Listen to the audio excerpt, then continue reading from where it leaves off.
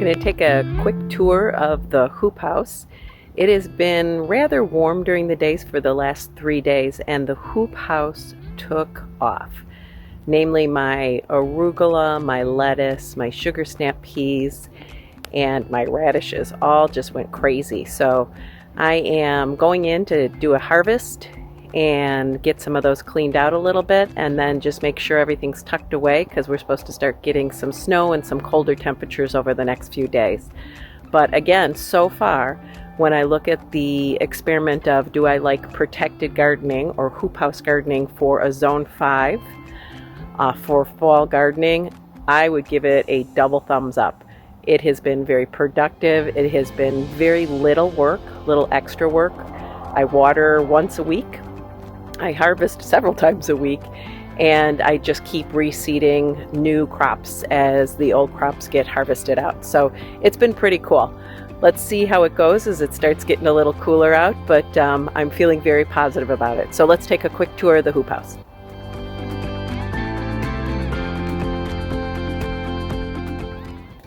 Okay, here we are inside the hoop house. Right now it's about 75 degrees in here. You can see we have a bit of condensation up on the roof, but that is what it is. It also keeps me from watering but once a week.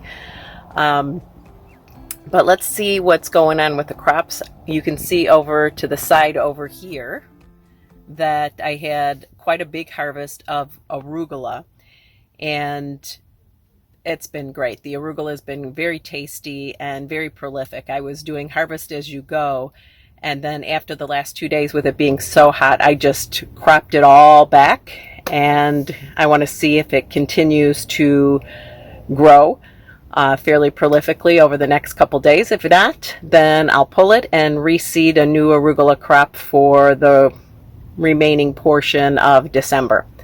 So again, let's take a look at where we are with all of our crops. So here we are. I have my garlic and my onions that are doing quite well. I've cut a lot off the onions themselves to use for chives. Inside here I have both red and green lettuce. And as I mentioned a few minutes ago, I just cut back a good portion of the arugula. But again, it's still growing. So I'm going to let it go and see how it goes from there. Moving on to the next section,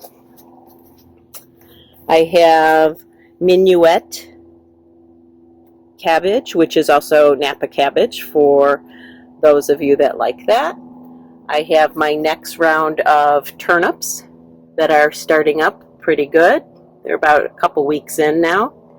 I have some remaining spinach that I'm just letting continue to grow until I just seed a whole new crop. I have some Brussels sprouts. My celery is still doing great, which I'm very surprised about.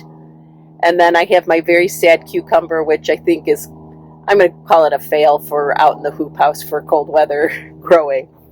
And then my carrots, they're Napoli carrots. They're doing fine. They still have a while to grow. They haven't really quite shouldered yet, but doing good.